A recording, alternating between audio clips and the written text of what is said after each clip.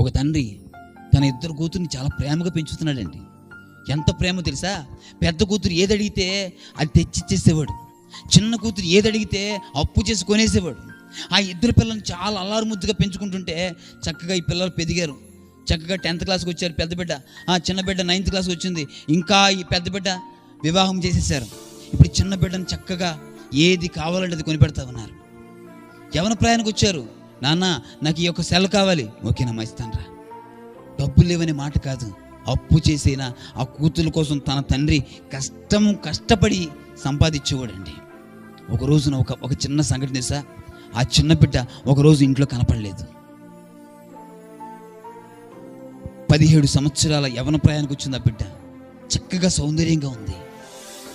చిన్న బిడ్డ ఏది, అమ్మా బిడ్డ ఏది అని భార్యను అడుగుతున్నాడు ఈయన. ఏమోనండి, ఓ మధ్యాహ్నం నుంచి కనపడలేదండి. వెతికారు, సాయంకాలం అంతా వెతికారు, కనపడలేదు. అందరికి ఫోన్లు చేస్తారు. రాత్రి ఎక్కడా లేదు. మా ఇంటికి రాలేదండి అని బంధువులందరూ చెప్తున్నారండి. ఉదయకాలానికి ఒక వ్యక్తి వచ్చాడు, ఒక పోలీస్ ఆయన వచ్చాడు. వచ్చి బ్రదర్ అన్నాడు, మీది ఆ పేరునా పలానా పేరు? ఎస్ నా పేరు అదేనండి.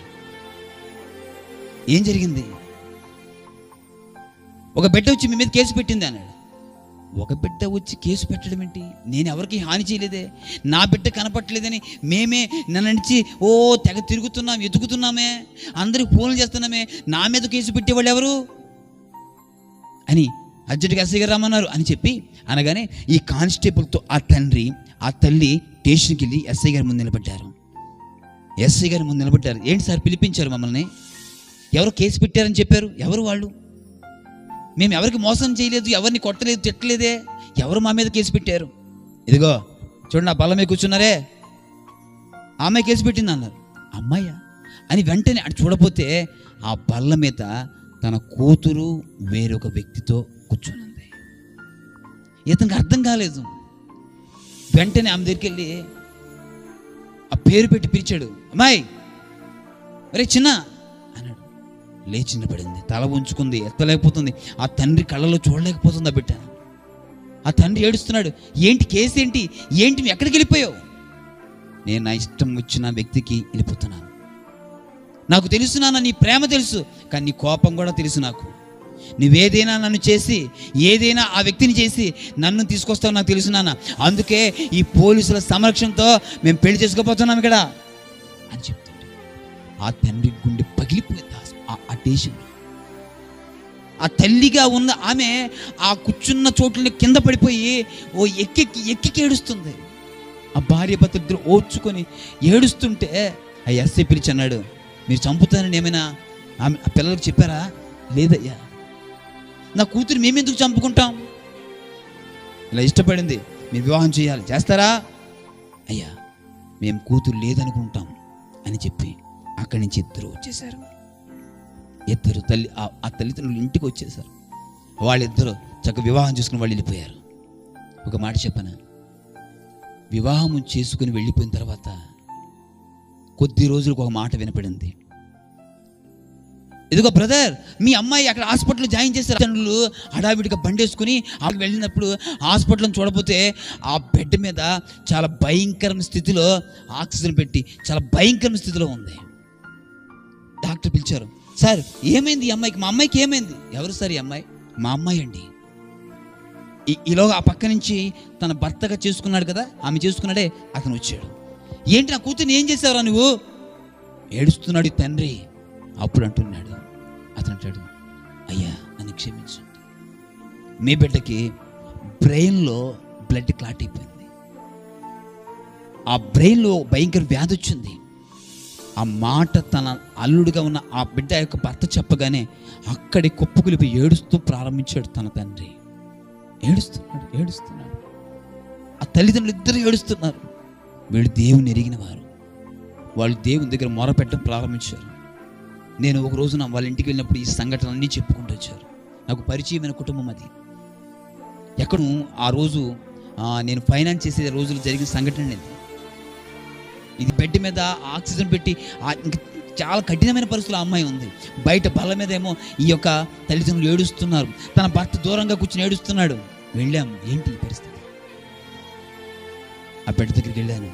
కళ్ళు తెరిచి చూస్తుంది, మెల్లగా మాట్లాడుతుంది. ఆ బిడ్డ ఏం మాట్లాడుతుంది సార్? బ్రదర్, నేను చేసిన తప్పుకి శిక్ష అనుభవిస్తున్నాను బ్రదర్ అని ఆ మాట తన యొక్క ఆ మంచం మీద బలహీనతగా ఉండి ఆ బిడ్డ మాట్లాడుతున్నప్పుడు నా గుండె చలించిపోయిందండి. వెంటనే నా బిడ్డకి చెప్పాను, అరే తల్లి, నీవు చేసిన తప్పు ఒప్పుకో, దేవుడు కార్యం చేస్తాడు.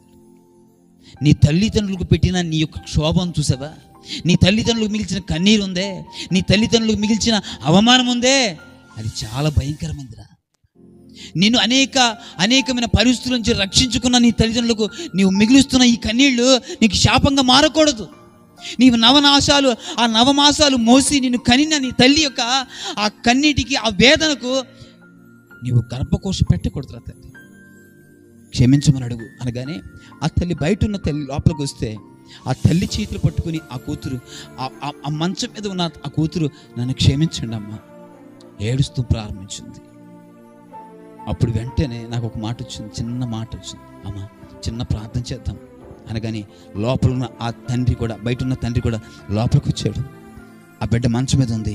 ఈ ప్రకారం మేము ముగ్గురు నిలబడ్డాం.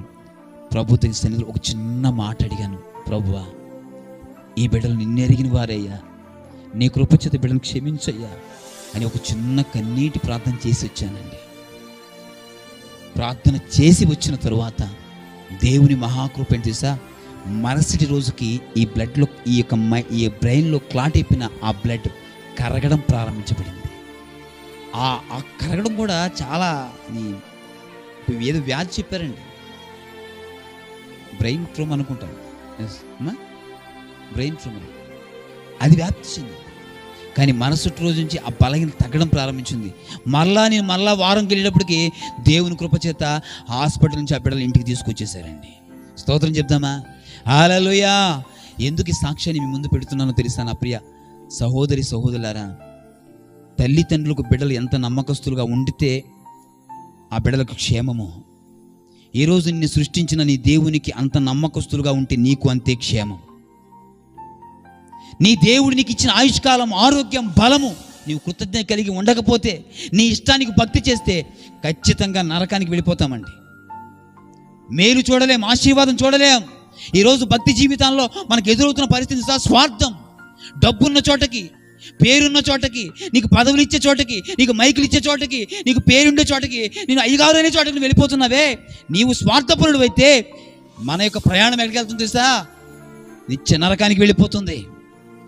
కృతజ్ఞత లేని జీవితం మనం జీవించకూడదని ఈ రాత్రి ప్రభు మాట్లాడుతున్నాడు మనతో, నీతో మాట్లాడుతున్నాడు. కానీ నువ్వు గ్రహిస్తే కనుక ఈ యంత్రశబ్దం ద్వారా ఈ ప్రాంత వాసులకు కూడా తెలియజేస్తా ఉన్నాను, నిన్ను సృష్టించిన వారిని నీవు కనుగొనగలిగి ఈ నీతిని వెంబడించగలిగితే నిశ్చయంగా ఆశీర్వాదం నుంచి చూస్తావు. నీ కుటుంబంలో శాపము నిర్వీర్యం చేయబడుతుంది. రోగమా, బాధ, బలహీనత ఇది ఏదైనప్పటికీ నీవు సృష్టించిన దేవుని కనుగొనగలిగితే కనుక నిశ్చయంగా ఈ రాత్రి నీ విడుదల పొందుతావని నేను నా నజరేయుడైన యేసు నామముని ఈ రాత్రి నీకు బహిరంగ ప్రకటిస్తా ఉన్నానండి. ఆమె చెప్తామండి.